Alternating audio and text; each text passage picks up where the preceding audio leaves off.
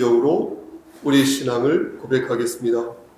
전능하사 천지를 만드신 하나님 아버지를 내가 믿사오며 그 외아들 우리 주 예수 그리스도를 믿사오니 이는 성령으로 잉태하사 동정녀 마리아에게 나시고 본디오 빌라도에게 고난을 받으사 십자가에 못 박혀 죽으시고 장사한 지 사흘 만에 죽은 자 가운데에서 다시 살아나시며 하늘에 오르사 전능하신 하나님 우편에 앉아 계시다가 저리로서 산 자와 죽은 자를 심판하러 오시니이다.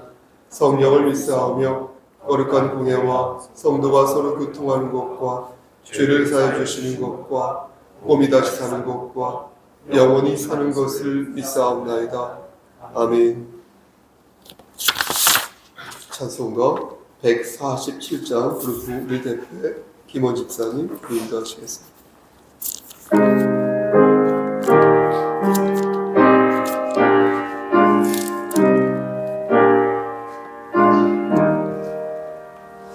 거기 너희 있었는가 그때에 주님 그 십자가에 달릴 때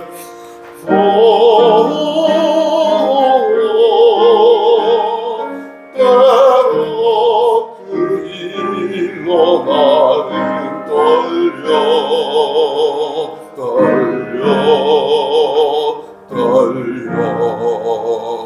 거기 너 있었는가 그때에 거기 너 있었는가 그때에 주님 그 나무 위에 달릴 때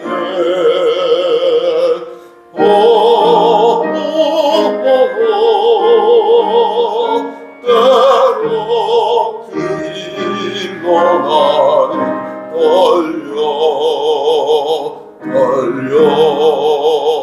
떨려 거기로 있었는가 그때에 거기로 있었는가 그때에 해가 그 빨간 빛을 잃을 때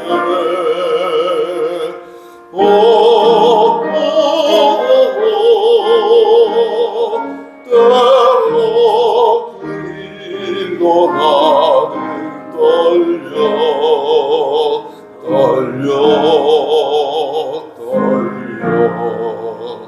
거기로 있었는가 그때에 거기로 있었는가 그때에 주는 그 무덤 속에 있을 때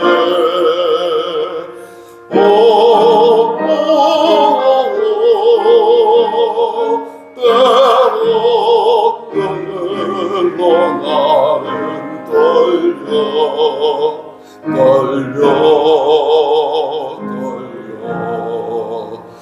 거기 너 있었는가 그때에 거기 너 있었는가 그때에 주님 그 무덤에서 나올 때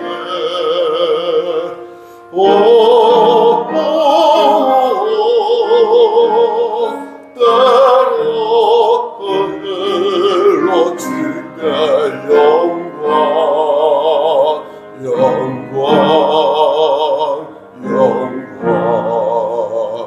거기로 있었는가 그때에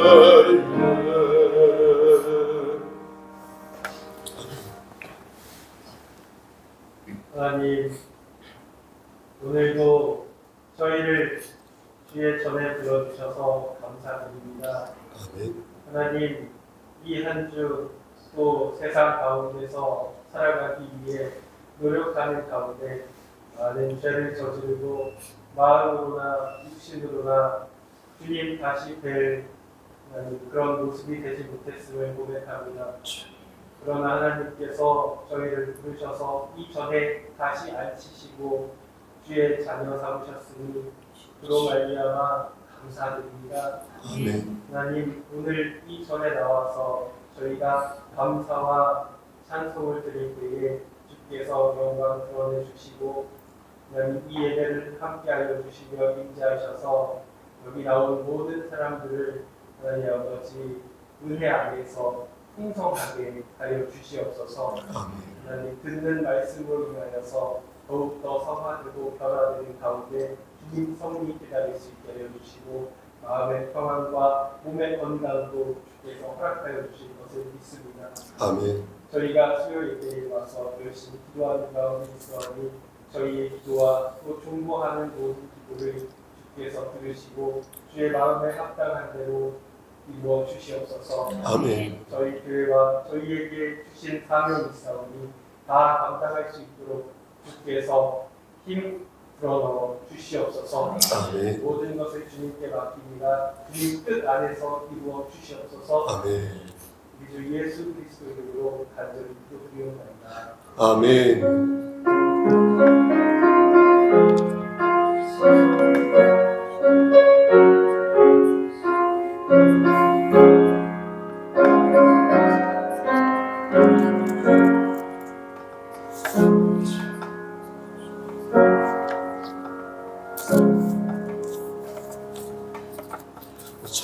하나님 말씀 보겠습니다. 마가복음 14장 1절에서 9절 말씀입니다. 마가복음 14장 1절에서 9절, 제 성경으로 신약성경 79쪽입니다.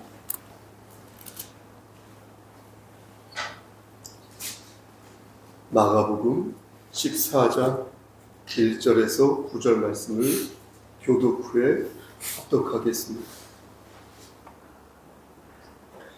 이틀이 지나면 유월절과 무교절이라 대제사장들과 서기관들이 예수를 흉계로 잡아 죽일 방도를 구하며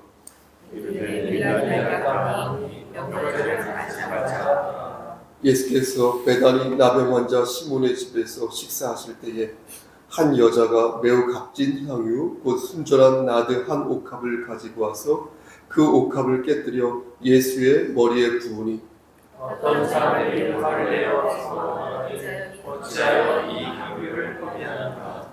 이 향유를 300데나리온 이상에 팔아 가난한 자들에게 줄 수 있었겠도다 하며 그 여자를 책망하는지라. 예수께서 이르시되 너희가 어찌하여 그를 괴롭게 하느냐? 그가 너희에게 좋은 일을 하느니라. 가난한 자들은 항상 너희와 함께 있으니 아무 때라도 원하는 대로 도울 수 있거니와 나는 너희와 항상 함께 있지 아니하리라. 그는 너희가 하여 내 몸에 향유를 부어 내 자기를 미리 준비하여 하느니라. 합독합니다. 내가 진실로 너희에게 이르노니 온 천하에 어디서든지 복음이 전파되는 곳에는 이 여자가 행한 일도 말하여 그를 기억하리라 하시니라. 아멘. 기도하십니다. 하나님, 이 시간 간절히 바라고 하는 것은 우리 김원 집사님, 우리 김목연 집사님 이 가정을 위해 하나님 기도합니다. 하나님, 이 가정에게 허락하신 새 생명 위에도 역사하시고 함께 하시사 건강으로 지켜주시고 이 가정이 알뜰히 살뜰히 잘 성장하여서 하나님께 크게 쓰임받는 가정 될 수 있도록 도와주시옵소서. 우리 김원 집사님 안수 집사로서 또 학교 선생님으로서 하나님 그가 거한 그 자리에서 예수 그리스도의 향기를 바라는 그런 삶을 살 수 있도록 하시고 설령 그러한 삶을 살지 못했다 하더라도 지나치게 낭망하거나 절망하여서 마귀가 뿌려놓은 그 덫에 걸려들지 아니하도록 하시고 하나님 말씀 안에서 자존감을 회복하고 하나님 말씀 안에서 용기를 얻어 더욱더 심령이 가난한 자 되어 하나님을 기쁘시게 하는 삶을 살 수 있도록 은혜 베풀어 주시옵소서. 이 시간 하나님 말씀을 대언하고자 합니다. 반듯하게 잘 전할 수 있도록 도와주시옵소서. 예수님의 이름으로 기도하였습니다. 아멘. 하나님께서는 당신님의 뜻을 두 가지 방법으로 알려주십니다. 하나는 아시죠? 일반 계시라고 하여서 자연을 통해서 그 뜻을 알려주십니다. 우리는 자연의 삼라만상을 이렇게 보면서 하나님의 존재와 하나님의 섭리를 느낍니다. 하지만 여기에는 구원받는 방법이 나와 있지 않습니다. 삼라만상을 통해서 하나님의 크고 위대하심을 우리는 깨우칠 수 있고 느낄 수 있지만, 그러나 우리가 어떻게 해서 타락하였고 그래서 어떻게 해서 우리가 구원을 받을 수 있는지 나무를 보고 돌을 보고 구름을 보고 빗줄기를 보고 우리가 깨달아 알 수 있는 것은 아닙니다. 그래서 하나님께서는 그것을 명확하게 우리에게 가르치시고자 특별한 계시를 준비하셨습니다. 그게 바로 무엇입니까? 성경 말씀이 되겠습니다. 성경은 구원받는 방법이 나오는데 그 방법이 무엇입니까? 예수 그리스도를 구주로 영접하는 것이라 하겠습니다. 그럼 처음부터 이 방법이 여러분 책에 써 있었을까요? 그렇지는 않습니다. 아시다시피 처음에는 예수 그리스도에 관한 복음이 제자들과 사도들의 입에 의해서 전승되었습니다. 구전되었습니다. 그러다가 그것을 기록으로 남기는 것을 하나님께서 기뻐하셨고 허락하셨습니다. 그래서 그렇게 해서 기록된 말씀이 바로 신약 성경인 것입니다. 신약 성경이 완성되면서 자신의 백성들에게 계시하시던 이전의 방법들이 중지되었습니다. 이전에는 우림과 둠밈을 통하여서 제사장에게 하나님께서 계시하셨지 않습니까? 그렇게 계시하시던 것이 성경이 완성됨으로써 이제는 더 이상 그런 방법을 사용하시면서 특별한 계시를 내려주지 않으신 것입니다. 그러므로 여러분 잘 들으셔야 되겠습니다. 만약 어떤 사람이 하나님의 계시를 받아, 그게 목사든 누구든 간에 하나님의 계시를 받았다고 난리법석을 떨면 그건 성령을 회방하는 일로 큰 죄를 짓는 것이니 우리는 그런 사람을 그가 목사라 하더라도 경계해야 할 것입니다. 다시 말씀드리지만 하나님의 특별 계시는 성경 외에는 없으며 그 성경도 이미 최종적으로 완성되었다는 사실을 여러분 꼭 명심하셔야 되겠습니다. 오늘 본문도 그렇습니다. 오늘 본문도 그렇게 완성된 특별 계시의 결정체를 하겠습니다. 사실 마가복음 누가 기록했겠습니까? 마가가 기록했겠죠? 이 마가복음을 기록한 마가는 예수님을 한 번도 뵌 적이 없었습니다. 그럼 어떻게 예수님에 관한 말씀을 이 마가가 마가복음으로 기록할 수 있었을까요? 마가는 예수님에 관한 대부분의 정보를, 그 자료를 예수님의 제자인 베드로에게 얻었습니다. 마가는 베드로의 제자였거든요. 그래서 스승이었던 베드로에게 예수님에 관한 말씀을 전해 들은 것입니다. 그래서 마가복음을 기록했을 때가 언제냐면 AD 65년부터 69년, 다시요, AD 65년부터 70년 사이라고 합니다. 예수님께서 돌아가신 지 약 30년 정도 지난 후에 이 마가복음을 마가가 집필했다는 것인데, 그럼 그때 예수님만 돌아가셨을까요? 그렇지 않습니다. 사도 바울도 돌아가셨고요, 베드로도 돌아가셨습니다. 그때는 사도 바울도 죽고 그의 스승인 베드로도 죽었다는 것입니다. 베드로가 64년에 순교하였고 사도 바울은 67년에 순교하였거든요. 그리고 예루살렘이 70년에 쫄딱 망했습니다. 그런데 마가복음에는 아직 예루살렘이 망했다는 기록이 나와 있지 않으므로 대충 67년과 70년 그 사이에 마가가 마가복음을 집필했다는 것을 알 수 있는 것입니다. 제가 이것을 여러분들에게 구구절절 말씀드린 이유는 마가가 보십시오. 마가복음을 기록할 때 분명한 어떠한 시대적인 상황과 그 인과관계 속에 처해 있었다는 것을 강조하기 위해서 그런 것입니다. 우리가 어떤 글을 쓸 때 역사적이고 사회 문화적인 상황을 이렇게 고려하지 않습니까? 그런 걸 영향받아서 뭘 글을 쓰지 않습니까? 그런 것처럼 마가 역시 이 마가복음을 이렇게 집필할 때, 기록할 때 역사적이고 정치적이고 사회문화적인 어떠한 상황에 직면해 있었다는 것입니다. 하나님께서는 그러한 상황을 마가야 듣지 마라, 귀 닫아라 이렇게 말씀하지 아니하시고 마가의 귀를 열게 하셔서 그걸 차단하지 않으시고 마가를 그 상황에 노출시킨 것입니다.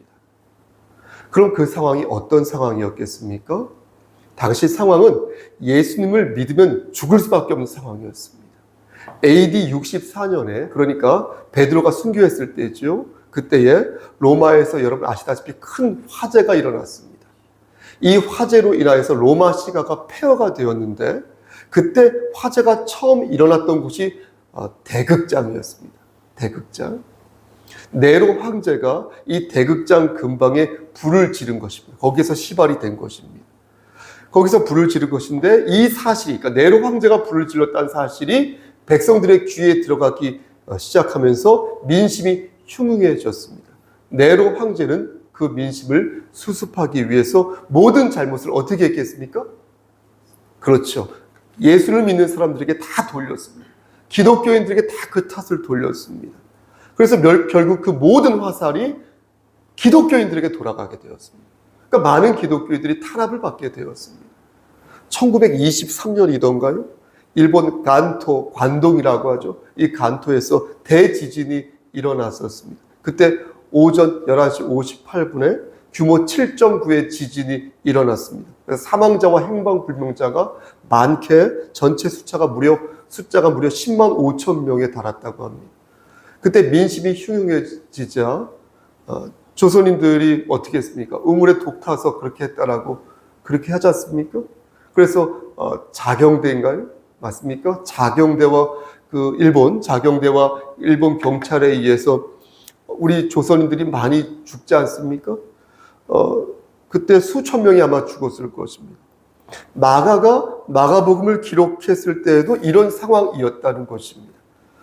그러니까 조선인이라는 이유만으로 죽임을 당한 것처럼 기독교인이라는 이유만으로 죽임을 당해야 하는 그런 문화적인, 역사적인 상황에 처해 있었다는 것입니다. 이런 상황에서 하나님께서는 마가에게 마가복음을 기록하라. 이렇게 명령하신 것입니다. 그리고 마가는 하나님의 그러한 명령을 받아서 말씀 곳곳에 하나님께서 들려주시고자 하는 그 메시지를 심어 놓은 것입니다. 그러므로 우리는 어떻게 해야 되겠습니까? 제가 계속 여러분들에게 강조하는 것인데 모든 말씀이 다 그렇지만 마가복음을 읽을 때 그때마다 하나님께서 정해놓으시고 심어놓으시고 깔아놓으신 그 하나님의 메시지, 하나님께서 전하시고자 하는 그 음성, 그 메시지를 찾도록 노력해야 한다는 것입니다. 그럼 오늘 본문에 들어있는 하나님의 메시지는 무엇이겠습니까? 이것을 알려면 오늘 본문에서 마가가 시도한 글쓰기의 형식을 좀 볼 필요가 있다고 생각합니다. 마가는 하나님께서 강조하라고 한 부분을 어떻게 내가 이걸 강조하지? 이렇게 고민했을 것입니다. 그래서 이 마가는 머릿속으로 형식적으로 어떤 전략을 세웠을 것입니다. 그래서 그 형식이 시에서 나오는, 여러분 기억하실 겁니다. 학창시절에 공부했던 수미상관의 방식을 취했을 것으로 사료됩니다. 그런데 이 수미상관의 형식과 반대로 비슷한 형식을 전 취했다고 생각합니다. 저는 붙이게 역발상 수미상관이라고 제 마음대로 붙여서 이해하고 있는데요. 수미상관의 예를 한번 들어보겠습니다. 우리가 잘 아는 김수월의 시 진달래꽃 아시죠? 나보기가 역겨워 가실 때는 그 시요. 말씀드린 것처럼 말없이 고이 보내우리다. 맞습니까? 보내우리다. 이렇게 시작하지 않습니까? 이게 이 시의 처음에 나오는 대목 아닙니까? 1년에? 그런데 이 시의 내용의 맨 마지막 연에 이와 비슷한 부분이 또 나오는 것입니다. 그래서 시의 끝부분도 비슷하게 끝납니다. 나보기가 역겨워 가실 때에는 죽어도 아니 눈물 우리다인가요? 오리다인가요? 아무튼 흘리 우리다. 이렇게 비슷한 내용이 앞과 뒤, 처음과 끝에 포진되어 있습니다. 근데 그렇게 포진되어 있는 이유는 그렇게 함으로써 시인이 머리를 쓴 것이죠. 그렇게 함으로써 운율이 생기지만 그것보다 더 큰 이유는 무엇이냐면 두 번 내용을 반복하여서 그것을 시인이 강조하기 위해서 그런 것 아닙니까? 그러니까 이 시에서 강조한 건 자기는 절대 사랑하는 내 님을 떠나보내지 않겠다라는 것이고 그것을 반어적으로 표현한 것 아니겠습니까? 그런 결연한 의지를 보인 것입니다. 그런데 오늘 이 본문은 그 반대라는 것입니다. 원래는 반복된 부분이 강조돼야 되는데 오늘 본문은 자세히 보시면 그 반대인 것입니다. 그래서 저는 역발상 수미상관이라고 저 혼자 이름을 붙인 것입니다. 그럼 구체적으로 그 내용을 한번 차분히 보도록 하겠습니다. 우리 함께 오늘 본문 1절과 2절 말씀을 한 번 더 합독하겠습니다. 이틀이 시작. 이틀이 지나면 유월절과 무교절이라 대제사장들과 서기관들이 예수를 흉계로 잡아 죽일 방도를 구하며 이르되 밀란이 날까 하노니 명절에는 하지 말자 하더라. 그렇죠? 여러분 유월절과 무교절이 무엇입니까? 이스라엘 백성들이 애굽에서 출애굽할 때에 그 직전에 하나님께서 사자, 천사를 보내어서 어떻게 하십니까? 애굽 사람들의 그 장자를 다 죽이지 않습니까? 그렇죠? 그날이 유월절입니다. 그러니까 그날이 태양력으로 보니까 14일에서 3월 혹은 4월 14일에서 15일이 되겠습니다. 왜 이틀이냐면 제가 항상 이게 왜 이틀일까 싶었는데 찾아보니까 유대인들은 우리와 달리 이렇게 해가 지는 그것을 시점으로 하루가 가고 오는 것을 맞죠, 목사님? 이렇게 해가 지고 가는 것을 기준으로 하루를 계산한다고 합니다. 그러니까 대부분의 식사는 15일에 했겠죠. 그러니까 식사를 준비하는 시간은 14일이었을 것입니다. 아무튼 이렇게 14일, 15일 이틀을 유월절로 보낸다면 무교절은 15일부터 21일까지 7일간 지내는데 무교절을 지키는 이유도 애굽을 급하게 빠져나올 때 고생을 많이 했으니까 너희가 그 고생을 기억하자. 그래서 하나님을 더욱더 의지하자라는 취지로 무교절을 지키는 것입니다. 그래서 그때 누룩을 넣지 않은 무교병을 먹는 거 아닙니까? 쓴 나물과 함께. 제가 이것을 여러분들에게 또 구구절절 설명하는 이유는 이렇게 각별하고 이렇게 의미 있는 날에 저들이 고작 생각한 게 무엇이냐면 예수를 죽일 생각을 했다는 것입니다. 놀랍지 않습니까? 예수를 죽일 생각을 했다는 거예요. 그 유월절과 그 무교절에 예수를 죽일 생각을 했다. 그런데 교활하게도 여러분, 혹시 백성들이 예수를 좋아해서 난동을 부릴 수 있을 것을 걱정하여서 명절이 지나서 예수를 죽이자라고 작당을 했다는 것입니다. 당시 유월절을 지키기 위해서 예루살렘에 이렇게 사람들이 많이 모이는데 100만 명이 훨씬 넘게 모였다고 합니다. 여러분 100만 명이면 수원시 인구. 그러니까 혹시 모를 거기 예수님 좋아하는 사람도 있을 거 아닙니까? 혹시 모를 불상사를 막기 위해서 얘네들이 교활함까지 장착한 것입니다. 이때 시간이 유월절 전이니까 3월 14일이 되겠습니다. 그러니까 마가는 하나님의 메시지를 이렇게 전하기 위해서 말씀을 집필하기 할 때에 그때에 3월 14일에 어떤 일이 있었는지 의도적으로 그 사건을 맨 앞에 적어 놓은 것입니다. 그리고 이와 비슷한 내용을 마지막 부분에 또한 적어 놓은 것입니다. 그 말씀이 10절과 11절 말씀이 되겠습니다. 결이 비슷합니다. 이 말씀도 함께 합독하겠습니다. 12 중에 시작. 12 중에 하나님 가론 예수를 넘겨주려고 대제사장들에게 가매 그들이 듣고 기뻐하여 돈을 주기로 약속하니 유다가 예수를 어떻게 넘겨줄까 하고 그 기회를 찾더라. 제가 앞부분에 잘못 읽었습니다. 하나님으로 잘못 읽었습니다. 여러분 이때 시간은 언제겠습니까? 아직 유월절이 끝나기 전이죠. 그러니까 아마도 유월절이 시작되는 14일 그러니까 목요일 저녁에서 심야 깊은 밤 사이였을 것입니다. 대충 목요일 저녁 7시부터 12시 사이였을 것입니다.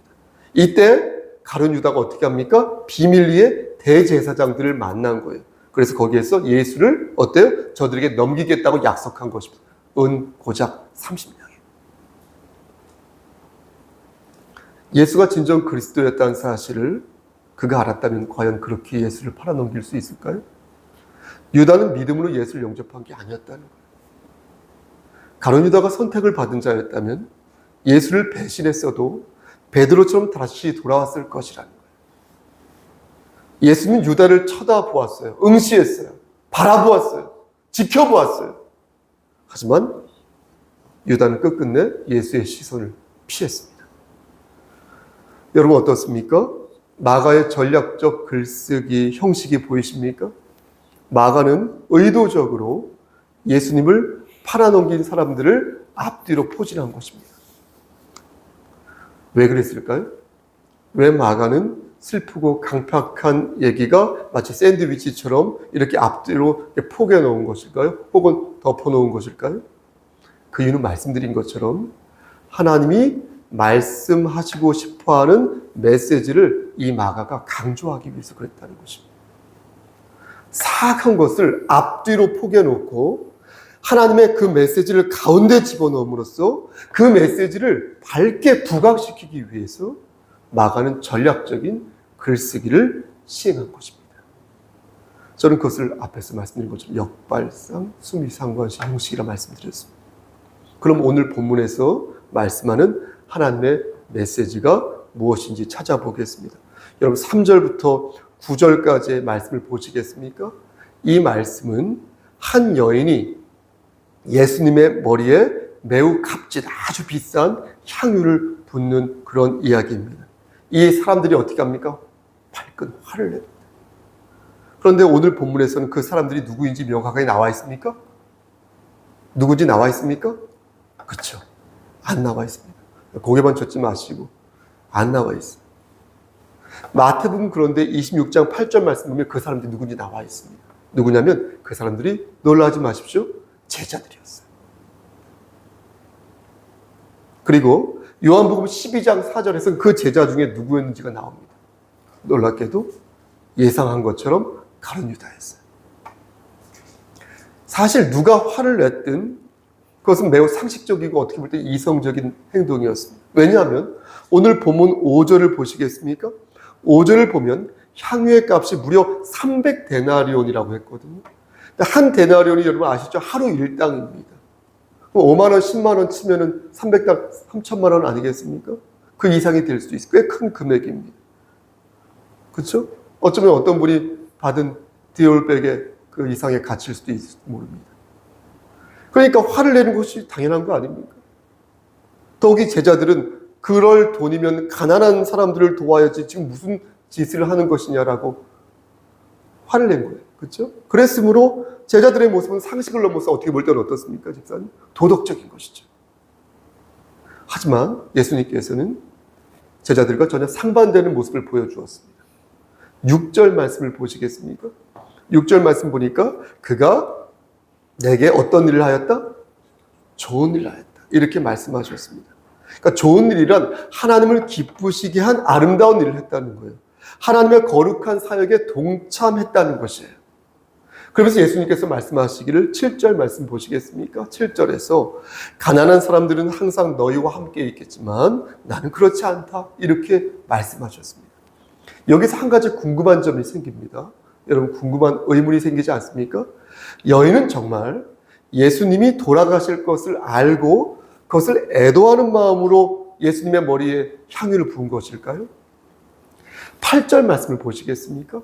8절 말씀을 보면 뭐라고 말씀하냐면 그는 힘을 다하여, 맞죠?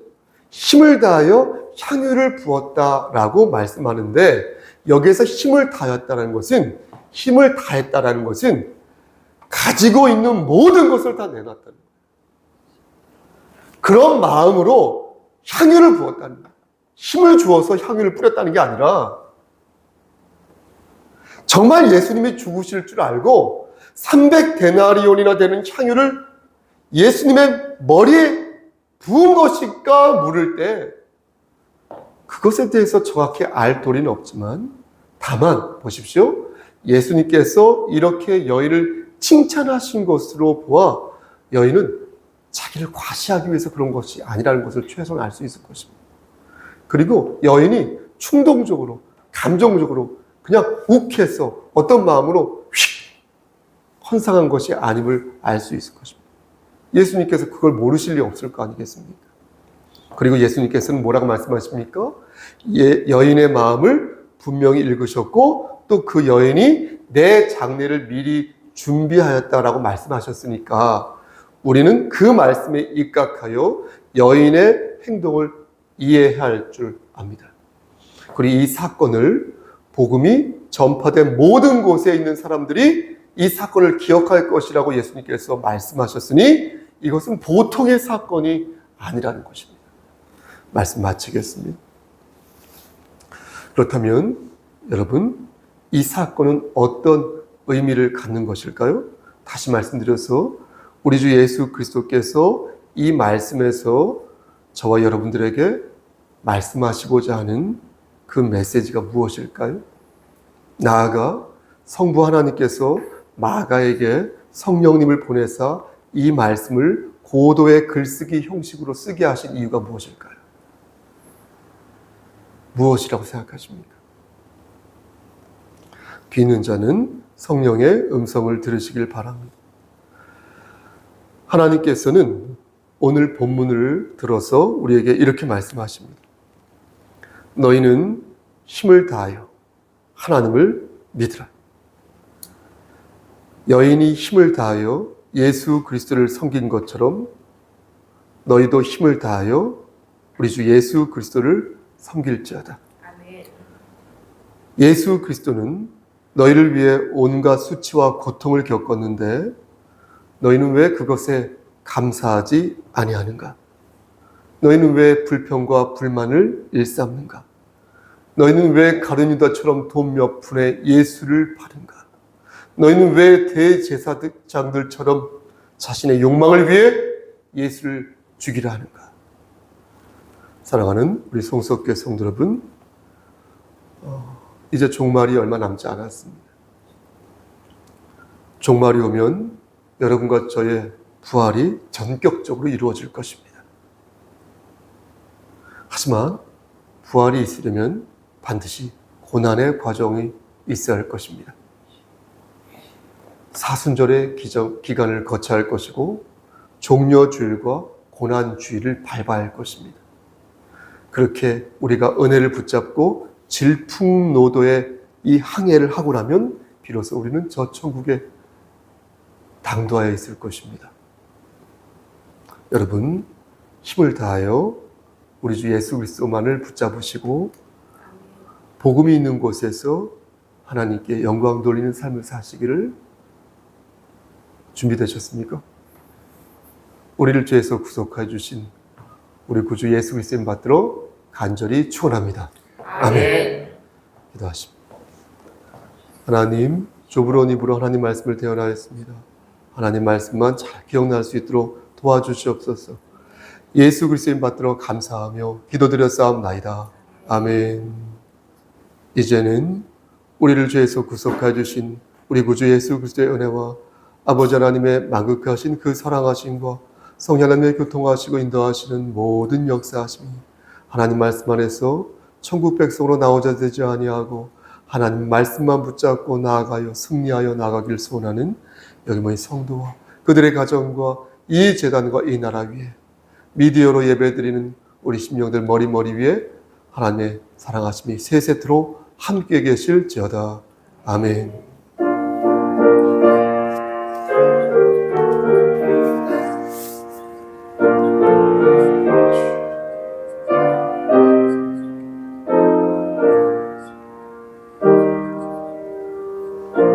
개인 묵상 기도하십니다.